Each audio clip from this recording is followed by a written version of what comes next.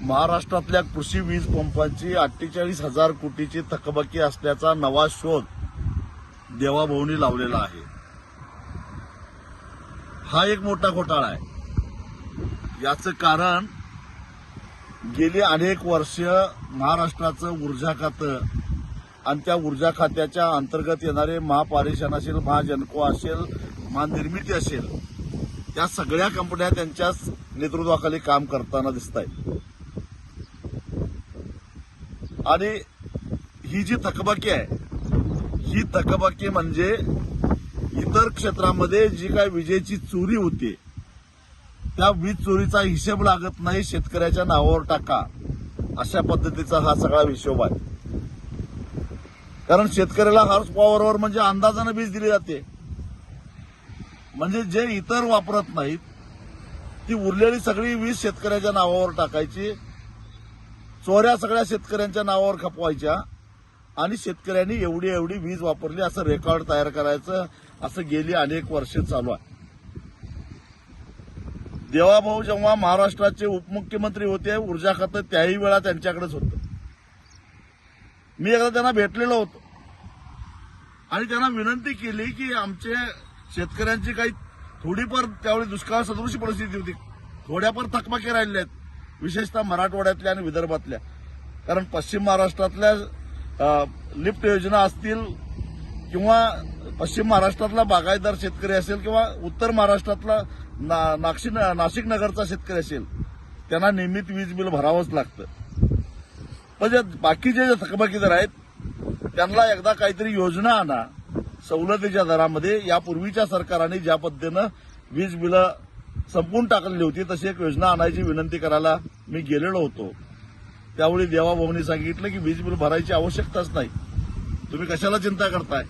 मी त्यांना सांगितलं की वीज बिल नाही भरलं तर महावितरण 18% व्याजानं त्याच्यावर व्याज आकारणी करते आणि परत चक्रवाढ व्याजानं ते सगळं वसूल करतात. कारण हे 48,000 कोटी रुपये दाखवले आहेत, हे व्याजावर व्याज, व्याजावर व्याज, व्याजावर व्याज असं करत करत हे 48,000 कोटी झाले आहेत. आणि तेही शेतकऱ्यांनी न वापरले, अत्यंत अल्प. तसं जर का इमानदारीनं हिशेब केला असता तर ही थकबाकी केवळ 7,000 ते 8,000 कोटी रुपये झाली असती. म्हणजे अन्य भागामध्ये झालेल्या चोऱ्यांचा 18% म्हणजे आज सावकार सुद्धा एवढा व्याज आकारणी करत नाही, त्या व्याजाची आकारणी करायचं आणि आता म्हणायचं की शेतकऱ्यांची आम्ही पाटी कोरी करावत आहोत. मुळामध्ये शेतकऱ्याच्या पाठीवर तुमच्या घाणेरड्या कडून तुम्हीच लिहिलेलं आहे, तुम्हीच घाण केलेली आहे. आणि त्यामुळं शेतकऱ्याची पाटी स्वच्छ करून द्यायची जबाबदारी तुमची आहेच, पण नाव शेतकऱ्यावर घालू नका. कारण अनेक घोटाळे, जसं 40-42 हजार कोटीचा शक्तीपीठ महामार्ग 1,10,000 कोटीला करायचा आणि त्यातनं पैसे काढायचे, त्याच पद्धतीनं शेतकऱ्यांचे 48,000 कोटी रुपये माफ केले असं सांगायचं आणि त्याच्यामध्ये सगळ्या ऍडजस्टमेंट करायच्या. याची पहिल्यांदा चौकशी झाली पाहिजे अशी माझी मागणी आहे.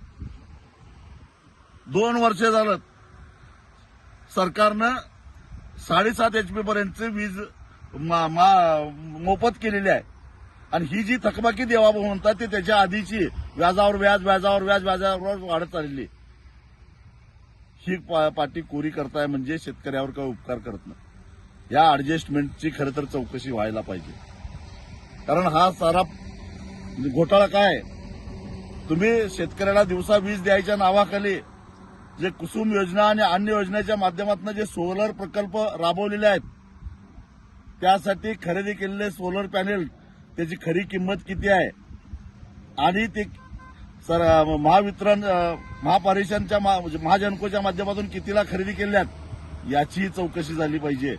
आणि ही सगळी चौकशी झाली तर ज्या 70,000 कोटीच्या सिंचन घोटाळ्याचा गाजावाजा करून देवाभाऊंनी 2014 साली सत्ता हस्तगत केली, त्याच्यापेक्षाही मोठा घोटाळा बाहेर आल्याशिवाय राहणार नाही.